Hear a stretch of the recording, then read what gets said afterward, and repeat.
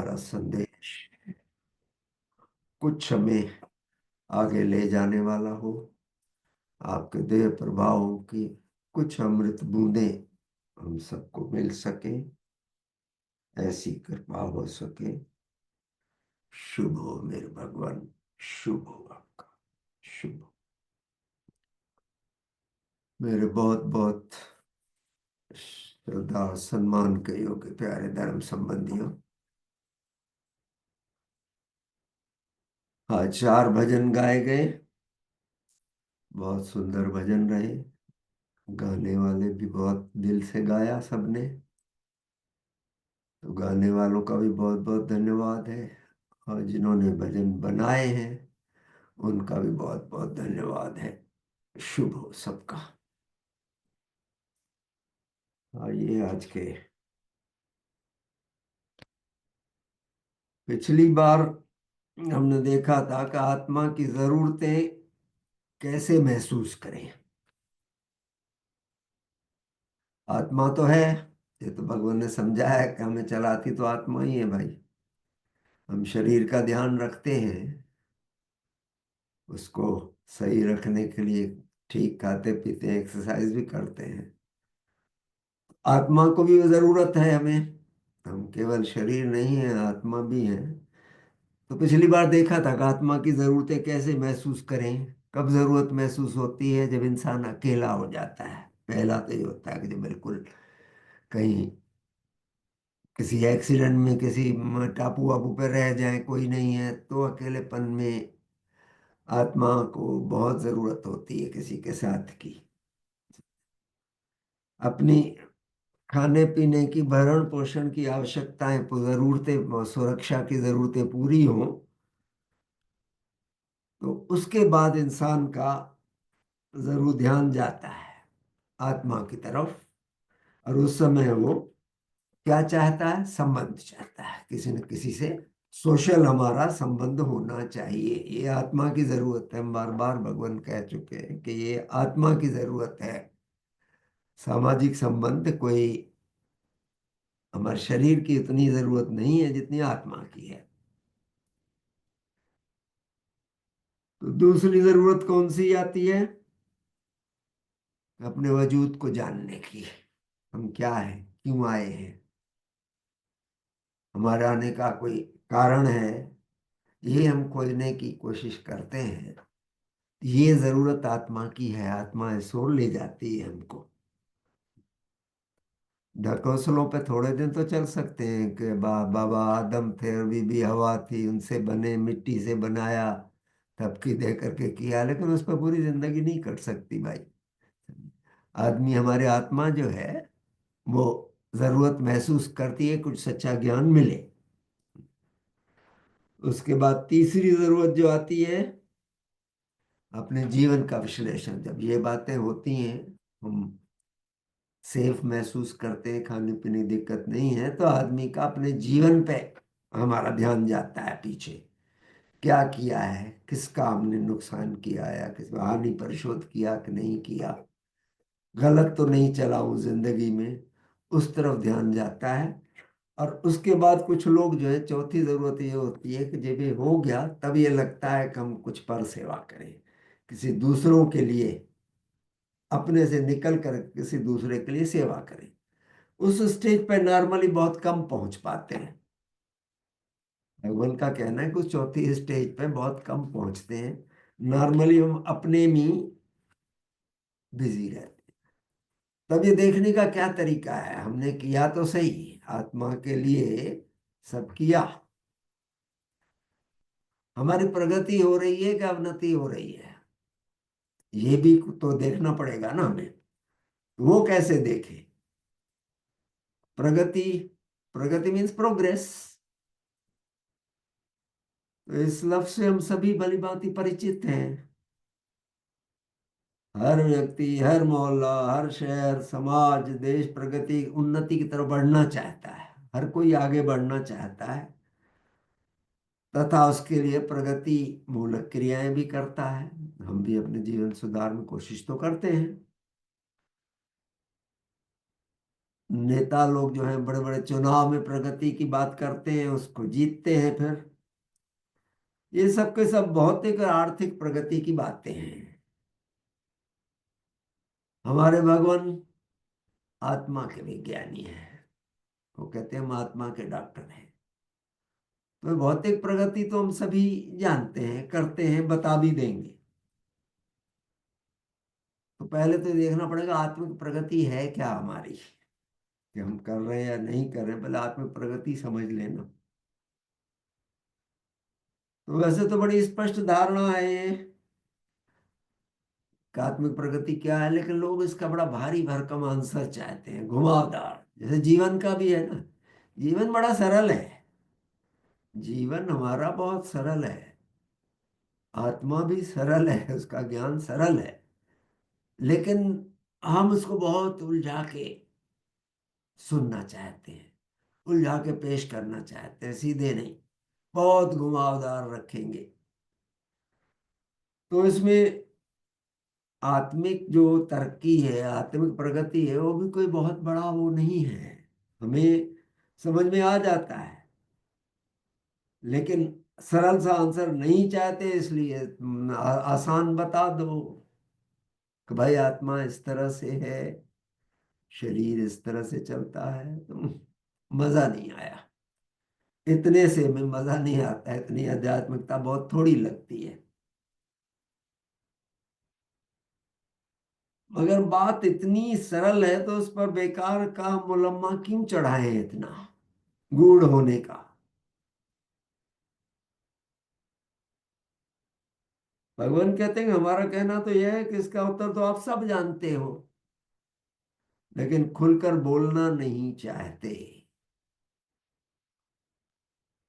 चलो, हम अगर यही आपस में ही सोचें कि हम भौतिक प्रगति को कैसे परिभाषित करते हैं, कैसे उसको डिफाइन करते हैं भौतिक प्रगति को अपनी,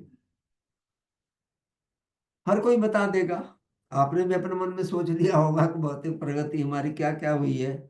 तो अक्सर इसमें जवाब क्या मिलते हैं कि मेरी जो पिछले साल नेटवर्थ थी, उससे इतने प्रतिशत मेरी ज्यादा नेटवर्थ हो गई। ये मेरी भौतिक प्रगति है। पिछले साल मैं इतने का मालिक था, इतनी दौलत थी मेरे पास, इस साल इतनी दौलत बढ़ गई। जितनी बढ़ गई वो मेरी प्रगति है। या मेरे बाप दादा सारी उम्र कमा कर केवल इतनी धन संपत्ति जागीर जमा कर पाए, मैं तो भी जवान हूं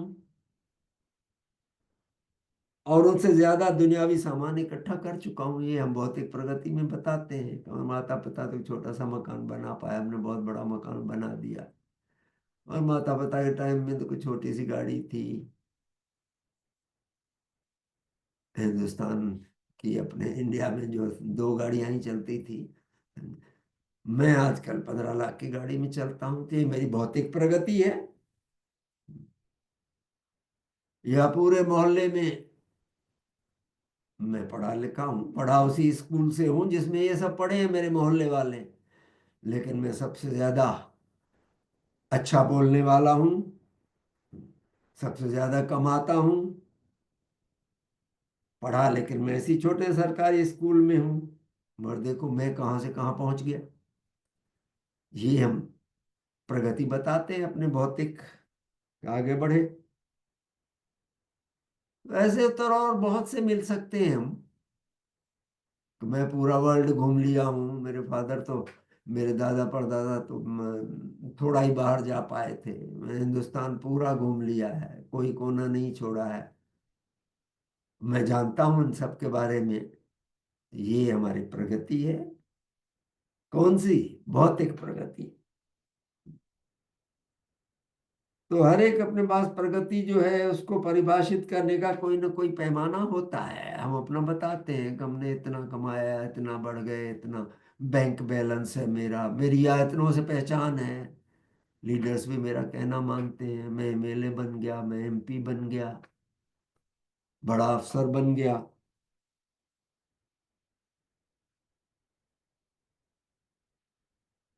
वैसे ये जो बात मैंने कही, इसमें हम आपसे भी पूछें तो हर एक का अपना अपना प्रगति का होगा पैमाना। हम बता सोच लिया होगा कि हमारी प्रगति क्या हुई, भौतिक प्रगति इस तरह से इतनी हुई हमारी। तो भाई बहुत अच्छा। तो भौतिक लिहाज से प्रगति तो बड़ी सरलता से हम बता देते हैं सभी कि कितनी हमारी हुई, क्या क्या हुई। किसी गूढ़ समीकरण या भारी भरकम आर्थिक थीसिस की इसमें जरूरत नहीं पड़ती है हमें बताने के लिए। हमने ज्योमेट्री पढ़ी हो, कैलकुलस पढ़ा हो, तभी हम बता पाएंगे कि हमारी प्रगति कितनी हुई है अर्थ इसमें। फिर आत्मिक प्रगति का जवाब गूढ़ रहस्यमय हो, ऐसा क्यों चाहते हैं लोग? घुमावदार हो, अध्यात्म का हर चीज घुमावदार हो तभी अच्छा लगता है। आजकल कुंभ का मेला चल रहा है, कितने आए हैं अलग अलग तरह के। किसा वो 6 महीने से एक हाथ ऊपर कर रखा है, या कोई एक पैर पे खड़ा है, किसी ने जटाएं बढ़ा रखी हैं, कोई धूनी रमाए हुए है। हर एक अपना अपना प्रगति का पैमाना किए हुए हैं, बहुत अजूबे हैं, एक से एक मिलते हैं वहां। तो भाई अब उत्तर तो सरल और जग जाहिर है आत्मिक प्रगति का भी। ऐसा नहीं है, कभी नहीं मालूम होना चाहिए। किससे नाप सकते हैं हम? पिछले साल हमने कितना निस्वार्थ दान और परोपकार किया था, कोई वॉलंटियर सेवा की थी, गरीबों की कोई सहायता की थी। आदिन जितना तन मन धन लगाया था, खर्च किया था, उससे इतना प्रतिशत मैंने इस साल ज्यादा किया। ये आत्मिक प्रगति का पैमाना हो सकता है। मैं लास्ट ईयर भाई मैंने हर महीने की तनख्वाह में से मैंने 10,000 किया दान में। वॉलंटियर खुद वर्क करने गया तन से, मन से मैंने इतनी मंगल कामना की जो लास्ट ईयर की थी उससे मैं इस साल 15-20% ज्यादा की है, 5% ज्यादा की है। ये एक पैमाना हो सकता है हमारी आत्मिक प्रगति का।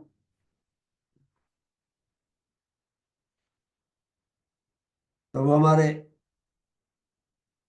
बाप दादों ने हमारे जितना कर्मकांड किया, बहुत कथाएं कराते थे, हवन कराए होंगे हमारे बाप दादों ने बहुत, और पूरे धर्म की पूजाएं यज्ञ हवन वगैरह कराए होंगे।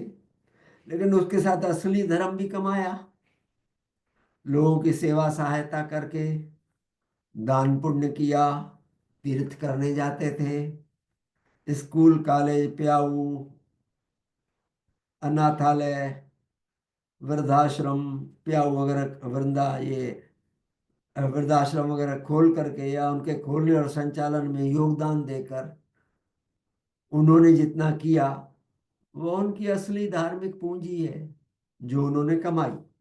जो आत्मिक पूंजी उनके साथ जाएगी धर्म की। तो हमने अगर जवानी में उनसे ज्यादा रस्म आधारित धर्म से हटकर कर्म आधारित धर्म कमाया हो, कर्म आधारित धन यही है कि हमने कितनी की है एक्चुअली सेवा, तन मन धन से हमने किसी की सेवा की कि नहीं। ये धर्म आधारित सेवा है। कर्म आधारित, कर्म क्या किया आपने अच्छा, तो ये हमारी आत्मिक प्रगति है।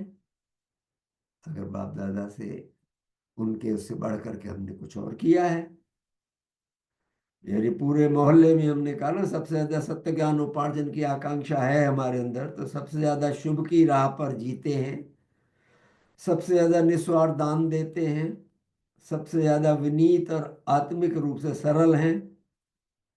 वो भी इस बात के बावजूद कि हम इसी मोहल्ले में इनके साथ पढ़े लिखे उसी छोटे स्कूल में पढ़े हैं, इनके साथ साथ मंदिर मस्जिद में जाते रहे हैं, सत्संग में जाते रहे हैं, फिर भी हमारा उससे बढ़ गया है। हमने और निस्वार्थ सेवा में किया, तो ये हमारी आत्मिक प्रगति है। कई पहलू है, किसी भी तरफ देख सकते हैं, और ये हमें नापने की जरूरत है कि हम पिछले साल से कुछ आगे बढ़े हैं आत्मिक रूप से कि नहीं, कि वहीं खड़े हैं, या पीछे भी जा सकते हैं कि नहीं किया। पिछले साल तो सेवा बहुत की, लेकिन इस साल नहीं, अपने में ही उलझा रहा अपना। नई गाड़ी लेनी है बड़ी, उसमें उलझे रहे, या मकान बड़ा करवाना है उसमें उलझे रहे। हो सकती है बहुत सी बातें। तो ये भौतिक प्रगति की तरह सबकी आत्मिक प्रगति की परिभाषा थोड़ी अलग और अनूठी होगी। हम देखते हैं ना, श्रीमान सोतम जी इतना करते रहे हैं, ये आत्मिक प्रगति है। सुबह उठ के प्रभात फेरी इतनी लेते थे पूरे शहर में। बीमार है उसकी मदद करना, जानवर कोई तकलीफ में है उसकी मदद करना। देखें अब उससे आगे भी ये आत्मिक प्रगति है हमारी, अगर हम करते हैं तो। लेकिन सदैव कंपैरेटिव हमें देखना चाहिए कि हम कहाँ पहुंचे हैं इसमें। जो अब तक करते थे उससे आगे बढ़े हैं कि नहीं बढ़े हैं। नहीं बढ़े हैं तो उसके लिए कुछ प्रयत्न हमें करने चाहिए कि हम आत्मिक प्रगति की ओर बढ़ सकें। और हर धर्म में आत्मिक प्रगति का सबसे बड़ा जो है वो भाई निस्वार्थ पर सेवा है। हर धर्म में कहीं भी जाए निस्वार्थ पर सेवा का स्थान सबसे ऊपर है। भगवान भी बार बार उसी पे जोर देते हैं कि यहाँ की पूंजी जितनी भी कमाएंगे हमारे पास कुछ नहीं रहेगी। भाई हम वो कमाएं जो साथ ले जा सके परलोक भी, उसकी ज्यादा जरूरत है। वो हमारी आत्मिक प्रगति होगी, तो उसी में हमारी आत्मिक पूंजी भी बढ़ेगी। अगर वो धन नहीं कमाया है तो यहाँ का हर धन यहीं रह जाता है। तो उधारी मिला है भैया, सब नेचर का है जनाब। ये मालो जर जितना भी है सब नेचर का है जनाब। हम बगैर उसके खाली हाथ आते हैं, खाली हाथ जाते हैं। धर्म कमाते, सिकंदर ने पूरी दुनिया फतेह करने का किया कि मैं दुनिया फतेह करूंगा और दुनिया का राजा कहलाऊंगा। उसको गुरु थे, उसने रोका था, बस दुनिया फतेह करके फिर क्या करोगे? मान लो तुमने दुनिया जीत भी ली तो भी क्या करोगे? और उसी सिकंदर को मरते टाइम ये कहना पड़ा कि मरने के बाद मेरे दोनों हाथ बाहर निकालना मेरे कफन के, कि दुनिया वाले सभी देखें कि सिकंदर जो है खाली हाथ ही रवाना हुआ। जितना भी इसने किया, इतना कमाया, इतना लूटा पाटा जो ले आए, सब यहीं छोड़ना पड़ा हमें। तो हम भी जानते हैं, ऐसा नहीं है कि हमें नहीं मालूम, मालूम है हमें सब कि हमारा भी हश्र तो यही होना है भाई, सब छोड़ करके जाना है हमें यही। तो जो साथ जाना है उसकी कमाई हम ज्यादा करें, ये कोशिश होनी चाहिए। और उसमें अपनी आत्मिक प्रगति हमें देखनी चाहिए, कहाँ पहुंचे हम। तो हर एक की आत्मिक प्रगति कई परिभाषा तो अलग अलग होगी। मैंने जानवरों की सेवा की, मैंने प्लांट किंगडम की सेवा की, मैंने एनिमल किंगडम की सेवा की, मैंने मनुष्यों की सेवा की। कई हैं जो इतना सारा, दिल्ली में एक है जो वो रोज खाना बनाते हैं ढेर और बाहर खड़े होकर गरीबों में बांटते हैं डेली। तो ये सभी अलग अलग पैमाने हैं हमारे सबके। नॉर्मली हम कर नहीं पाते हैं इतना। तन की सेवा जैसे कहते हैं कि तन की सेवा सबसे हाईएस्ट नंबर है उसके, उसमें सबसे ज्यादा आत्मिक पूंजी हमारी इकट्ठी होती है। उसके बाद मन की सेवा है, शुभकामना। उसके बाद धन की सेवा है, हम धन सभी देना चाहते हैं। ठीक है वही करें, बुराई नहीं है। हम अगर नहीं कर सकते हैं तो जो ऑर्गेनाइजेशन सिस्टम्स काम कर रहे हैं, दूसरों की सेवा का काम कर रहे हैं, उसमें अपना धन दे करके भागीदार थोड़े बन सकते हैं। ठीक है, थोड़े उसमें आत्मिक पूंजी कम मिलेगी लेकिन मिलेगी। ये भी उनको भी तो जरूरत है ना, वो नहीं तो कैसे करेंगे? जो तन की सेवा कर रहे हैं, चला रहे हैं बड़े बड़े अपने धर्मार्थ कार्य, उनको भी पैसे की जरूरत तो है भाई सबको। हम अपनी कमाई में से वहां दे करके अपना पार्टिसिपेट कर सकते हैं। तो भौतिक प्रगति के लिए तो हम सभी मरे जाते हैं। कितनी बड़ी कार ली, कितनी बड़ी कोठी छोड़ी, कितना बड़ा बिजनेस छोड़ा मैंने, कितना कमाया, कितने करोड़ छोड़ गए, छोड़ के ही बैंक में पड़े रहेंगे भैया। कुछ नहीं, आजकल बहुत आते हैं, व्हाट्सएप पे बहुत आते रहते हैं। भाई जब 60 से ऊपर निकल आए हो तो 25 बातें 30 बातें सभी भेजते हैं कि अपने ऊपर खर्च करो, अपने ऊपर करो, अपनी जिंदगी की तरफ देखो, बहुत ज्यादा बांटने की जरूरत नहीं है अपनी संतान को भी। भगवान भी कह गए हैं कि भाई विरासत जो है वो सही बात नहीं है जो दे जाते हैं। ठीक है, जहाँ जरूरत है दे दीजिए, बाकी किसी अच्छे काम में लगा सकते हैं सदैव। अब ये दिक्कत होती है कि अच्छे कामों में भी आगे संभालने वाले नहीं संभाल पाते हैं। हमारे भोपाल में हमारे चीफ सेक्रेटरी थे, उन्होंने अपना बनाया था, ट्रस्ट बनाया। मैं भी उसका सेक्रेटरी रहा, आजकल प्रेसिडेंट हूँ उसका। कि 12वीं के ऊपर जो बच्चे हैं उनको हम स्कॉलरशिप दें टेक्निकल कोर्सेज के लिए, इंजीनियरिंग के लिए, पॉलिटेक्निक के लिए, डॉक्टर के लिए, इन चीज़ों के लिए हम दें। लेकिन जब प्रैक्टिकल में आते हैं तो संभालने वाले बड़ी मुश्किल से मिलते हैं, कहीं ना कहीं गड़बड़ हो जाती है।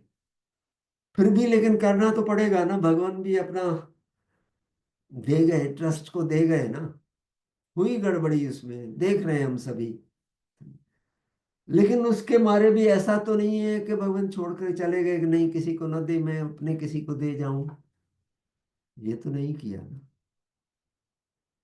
शुभकामना साथ करते हुए में देना चाहिए कि भाई हम जिस काम में लगा रहे हैं उसमें अच्छा हो, नहीं तो छोटे में दें। देख सकते हैं उदयपुर में एक करते हैं, वो बहुत ये इसके पैरों में जो बीमारी हो जाती है बच्चों में, उसका किया। तो एक बार दान देने मैंने कहा नहीं पहले देखें। गए, मैं देखने गया था उदयपुर में उस संस्थान को। बहुत प्यारा संस्थान है भाई, बहुत सेवा करते हैं। स्टेशन पर गाड़ी भेजते हैं, लोग उतरते हैं, उसको ले आते हैं, उनको जो बीमार हैं उनके रिश्तेदारों को रखते हैं, खम से लगाते हैं, नकली टांगे सब करते हैं। रियली काम देख करके बहुत अच्छा लगा कि कितनी सेवा कर रहे हैं। खुले दिल से दान देने की तबीयत भी हुई, अच्छा भी लगा देख करके। तो ऐसे हम देख सकते हैं, कोशिश अपनी तरफ से करें कि भाई कोई अच्छे मिले हमसे, अपना कोई बच्चा गरीब हो पढ़ाएं उसको, दें उसको, उस लेवल तक पहुंचाएं कि भाई कोई इंजीनियर हो जाए, किसी अच्छे उस पर लग जाए। काम छोटे हैं, भरे पड़े हैं दुनिया में, जो जो हम करना चाहें बहुत कुछ कर सकते हैं। तो ये पैमाना जो है, भौतिक प्रगति पे हम सभी मरे जाते हैं, मगर मरने के बाद जो असली चीज काम आने वाली है अर्थात आत्मिक प्रगति, उसे भूल न जाओ। भगवान ये कह रहे हैं कि भौतिक प्रगति की तरह ही सबकी आत्मिक प्रगति की परिभाषा भी थोड़ी अलग और अनूठी होगी। तो मैं ये कर रहा हूँ, ठीक है, मुझे अच्छा लगता है आत्मिक, मैं समझता हूँ मेरी आत्मिक प्रगति हो रही है, मगर आशा है कि मेरी बात का मर्म तुम समझ गए होगे। भगवान कह रहे हैं, मैं नहीं कह रहा हूं, भगवान कह रहे हैं।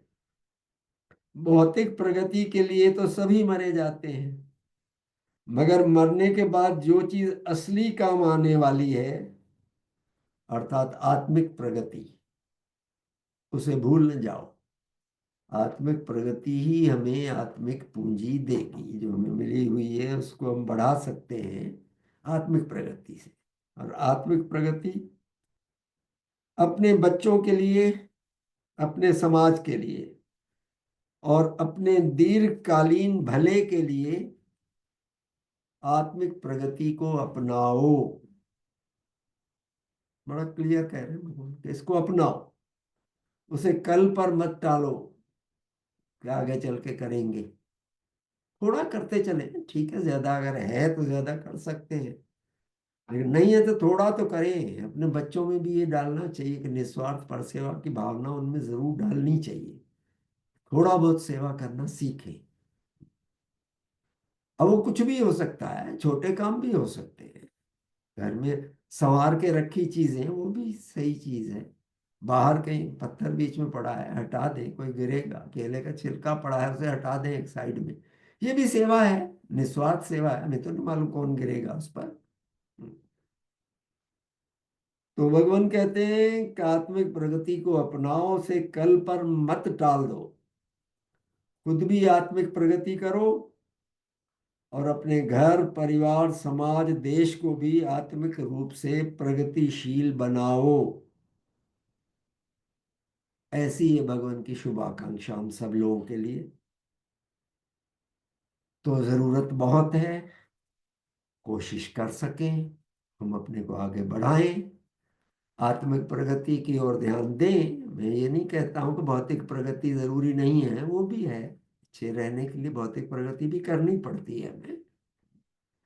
लेकिन आत्मिक प्रगति इसलिए ज्यादा जरूरी है कि ये शरीर तो भौतिक प्रगति जिसके लिए होगी वो तो 80-90 साल में भैया खत्म हो जाएगा, एट द मोस्ट जला दिया जाएगा, सूख जाएगा, बहा दिया जाएगा, जो भी होगा। लेकिन आत्मा सूक्ष्म शरीर के साथ उसकी जिंदगी आगे बहुत है, और वहां भी पूंजी की जरूरत तो पड़ेगी भाई। तो उसके लिए हम भूले नहीं, साथ साथ उसको भी करते चलें, ये हम समझ सकें। काश मैं भी इसे समझ सकूं, आप सब भी समझ सकें, ऐसा हम सब कर सकें। ऐसी आप सबके लिए भी शुभकामना है, मेरी अपने लिए भी शुभकामना है। शुभ हो आप सबका। आज प्रार्थना करते हैं भगवान के लिए।